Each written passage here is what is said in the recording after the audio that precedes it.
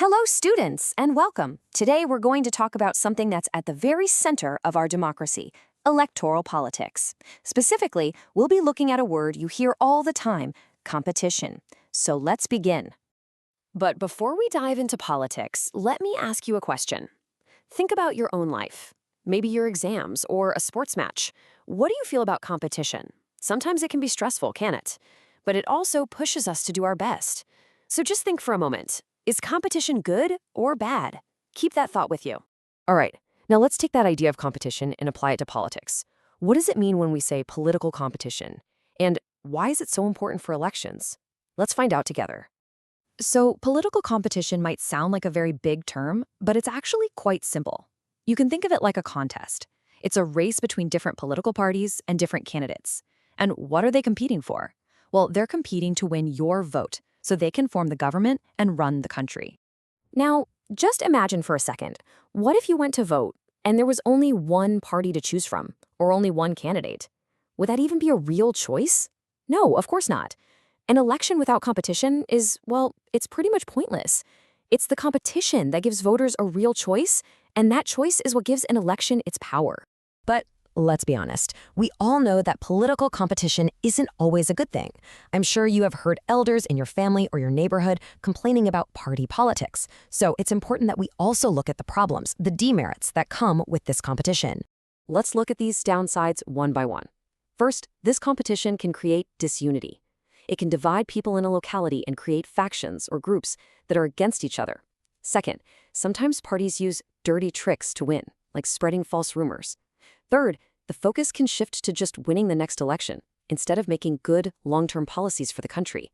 And finally, this kind of atmosphere can make good people who genuinely want to serve, feel that they should stay away from politics. This image here really captures that idea well. You see a politician making all sorts of promises to win.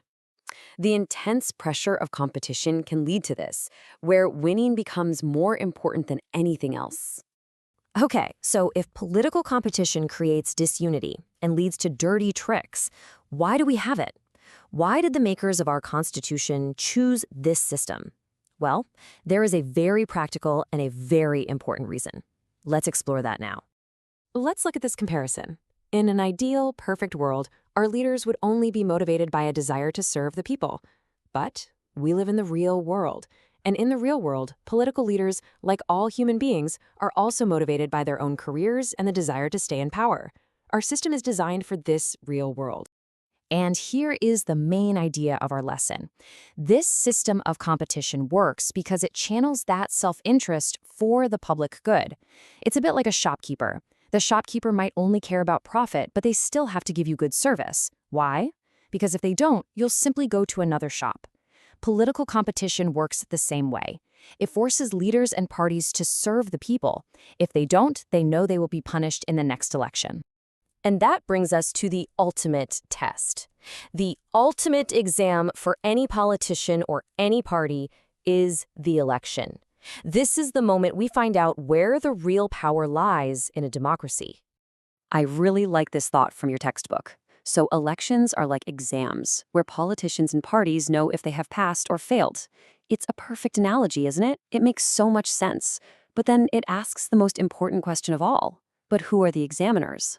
And the answer to that question is the people, the voters. We are the examiners. We are the ones who decide if the politicians and their parties have passed the exam or if they have failed. It's a very powerful position to be in. This cartoon says it all, doesn't it? The leader is talking about all their grand plans, but the common person has the final, simple, and most powerful response. And I have the vote. This shows us that in the end, the vote is how we, the people, reward the leaders who work for us and punish those who do not. So let's just quickly summarize what we've learned. Electoral competition, even with all its problems, is essential. It provides incentives, reasons, for leaders to work. It forces them to listen to the people. And most importantly, it gives power and choice to us, the voters. It's really what makes our democracy work. So please remember this main point. Political competition, even when it looks messy, is what gives power to the people. Now that we understand why we have this system, our next step will be to learn how this competition actually works in India. We will explore that in our next lesson. Thank you.